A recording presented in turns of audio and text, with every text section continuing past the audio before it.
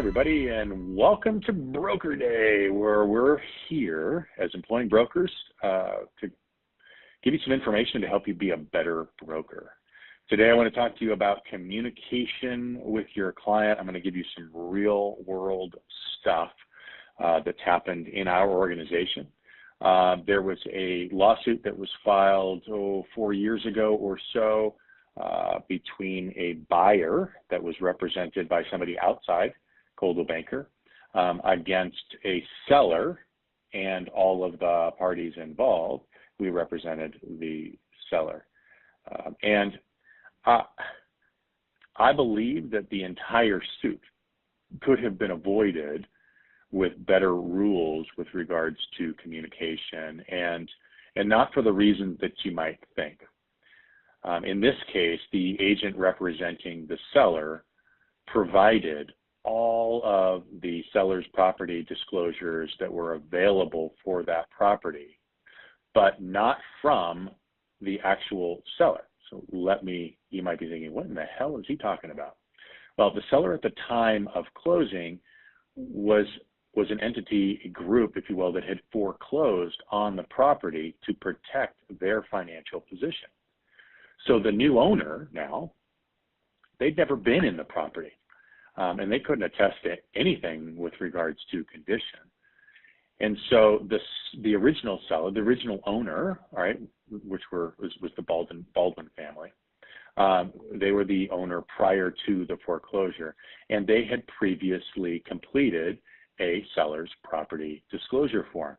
Well, that document had been provided to the buyer in this case and the buyer's agent by the listing agent in an effort to provide to the buyers as much information as possible, right? Just trying to help them make an informed decision. Well, later, the buyers would claim that the listing agent and the seller colluded to misrepresent the condition of the property to the buyers.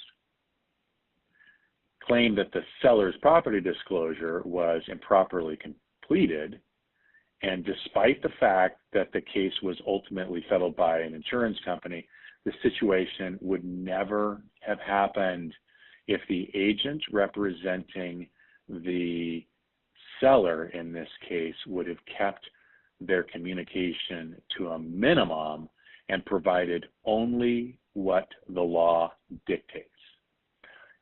You know, oftentimes, people, they just can't stop talking, and they'll quite literally talk them out of a deal, or into trouble in this case. And I'm not sure that was the case here. I really believe that everybody was doing what they believed was the right thing, and this will just go into that category of no good deed will ever go unpunished. But had the seller's agent limited the communication to only those things that were required by law, this case likely would never have come to be. So let's go through a couple of tips on how to make sure that you are communicating correctly with your clients. Number one, stay on topic. Stay on topic. Stay on topic. Number two, avoid misrepresentation.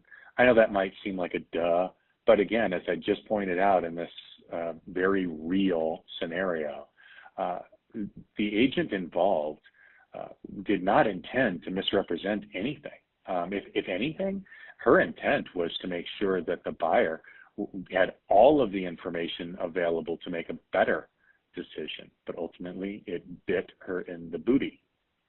Number three, explain industry lingo. I know a lot of times we get into this alphabet soup stuff. Let's just make sure we slow it down a little bit and we speak to people in a way that everybody can understand and be informed. I know it's not just me that sometimes when we hear something, we think, oh, I may not know exactly what they're talking about right now, but I'm going to figure it out in a second, right?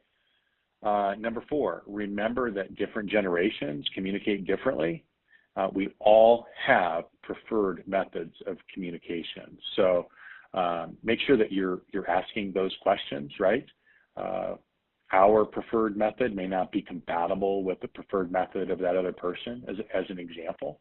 Ultimately, it's our responsibility to find out the best way to communicate with our client and then adapt our style to fit for theirs, right? Don't expect them to adapt to ours. And number 5, if their preferred method is not appropriate for the situation, you're going to need to educate them. And I think what I'm thinking of is e-signature as an example. Real easy to educate them through that. But listen, I don't want to take any extra time. Bottom line, communication is very, very important. As hard as it may be, you really need to stick to the basics. Stay on the topic, not too much, right?